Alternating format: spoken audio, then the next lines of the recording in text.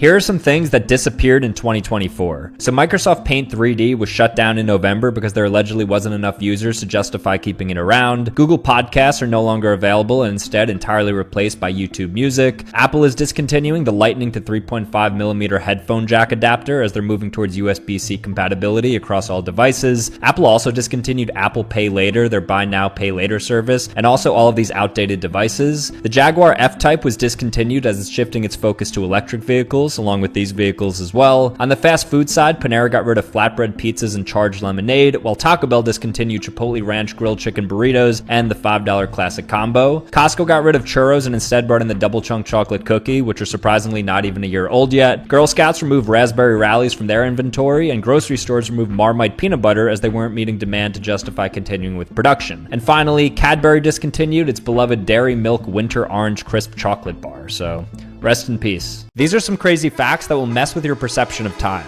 So we put a man on the moon before inventing luggage with wheels, also before we invented the high five, which wasn't until 1977 when two baseball players did it for the first time, shocking the world. The television was around for 10 years before the chocolate chip cookie was created in Massachusetts, and the train was invented 15 years before the bicycle, somehow. Pluto was discovered and demoted as a planet before it made even a single trip around the sun, which is wild, but not as crazy as realizing that a widow of a Civil War soldier died in 2020. Speaking of the war, Abraham Lincoln didn't use toilet paper, not because he's gross, but because it wasn't available for public use until 20 years after he was assassinated. Before that, they were using sponges and other fabrics. Sharks have been around for 450 million years, which means they were around before dinosaurs, trees, and even Saturn's rings. To put into perspective how short human history is, we can fit all of it between the periods of when the T-Rex and the Stegosaurus existed, and even crazier, if the universe was measured as a calendar year, humans wouldn't show up until December 31st at 11:52 p.m. Would you try these weird sports?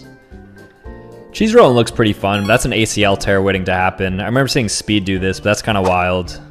Chess boxing. Okay, that's a fun concept. They're literally polar opposites. I think that'd be fun to try, but I don't want to do the boxing part. I like my brain. Wife carrying. So it's just like a race with your wife on you. I feel like people would play this at like an Iowa fair. I guess I'd play it. This looks pretty weird. I don't want my toes touching other people. You don't know how clean they are. Cycle ball. How would this even work? It actually looks pretty hard. I don't think I'd be able to control my bike like that. It looks fun though, I'd play. Oh, these slap fights I'd stay far away from. It'd be fun to attend, but there's no way it's good for you to get slapped in the face by like 400-pound men. Car jujitsu looks genuinely hard. It's already hard as is, and then you're buckled up with somebody trying to submit you. I'd definitely pass.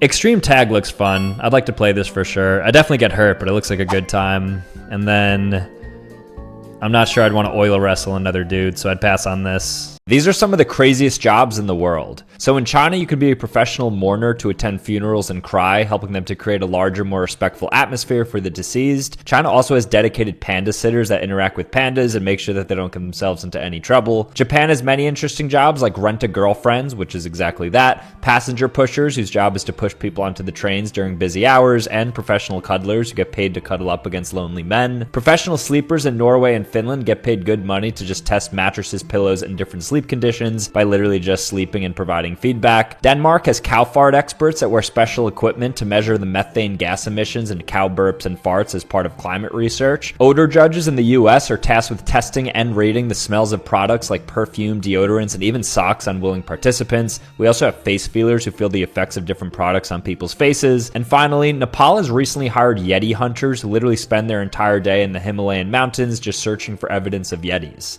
Pretty cool, right? How long could a human survive these things? Saunas are pretty hot. I think the longest I've ever been in is probably like 25 minutes or so. I imagine you start overheating after like a few hours. 2 hours, all right, nice. Painful way to go out. Only candy. So that would like rob you of like all your nutrients. I don't know, how long could you go without like fats and proteins? Maybe like 6 weeks? 8 weeks, okay, pretty close, makes sense. No sun.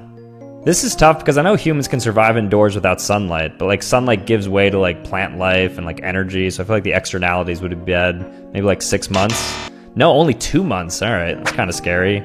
Upside down. I mean, blood like rushes to your head in like 30 seconds, so that can't be long. Maybe like 30 minutes. 4 hours, okay, that's longer than I thought.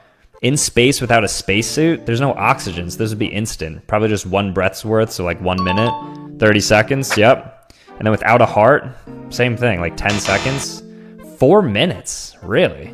Wow, I thought that'd be instant. I visited the fake versions of YouTube to see if they're actually any good. So YouTube now has 2.6 billion monthly average users, and so it only makes sense that other websites would prop up trying to copy their formula, like Rumble, a self-proclaimed free speech YouTube, and Dailymotion, which has effectively turned itself into TikTok for horizontal videos. Bilibili is China's version of YouTube and is actually surprisingly interesting to browse around on there, with even large creators like MrBeast having hidden channels tailored for their Chinese audience. They also had manga and live streams to round it out, but in general, it looked pretty similar to how our YouTube looks. A YouTube dupe called Odyssey, which is geared towards developers, was surprisingly decent, mainly because somebody on there called me funny, while another YouTube dupe called Vio, which is geared towards nobody, I think, was complete and utter trash. Now, there are definitely a couple of fake YouTube sites like DTube and PeerTube that I really don't think that I'm allowed to fully show, including what I think to be is the wildest fake YouTube of them all, which is a site called which had some really sus content on their homepage. YouTube is by far the best one out there, but there are a lot of wacky ones, so go check out the full video to see the rest. These are the most viewed YouTube videos of all time. So the most viewed YouTube short is this one by the channel Fruits and Nature with nearly 1.9 billion views. Though that's technically a kids video, so the most popular non-kids video is this Justin Flom video with his woman changing her dress 3 times. On the long side of YouTube, the top 100 most viewed videos are all either music videos or kids content, with Masha and the Bear Recipe for Disaster with its 4.6 billion views being the closest thing to a normal YouTube video. Moving up from here, only 11 videos have 5 billion views, which include Learning Colors, Colorful Eggs on a Farm, Gangnam Style, Uptown Funk, and the Phonics song with 2 words. Only 7 videos have more than 6 billion views, including Shape of You, See You Again, Wheels on the Bus, Bath Song, and Johnny Johnny Yes Papa. And only 2 videos have more than 7 billion views, which is the most viewed music video in the world, and the second most viewed video, which is Despacito with 8.5 billion views. And then finally, the most viewed YouTube video of all time and the most viewed piece of art ever in history, technically, by a wide margin with 15 billion views, and that is Baby Shark.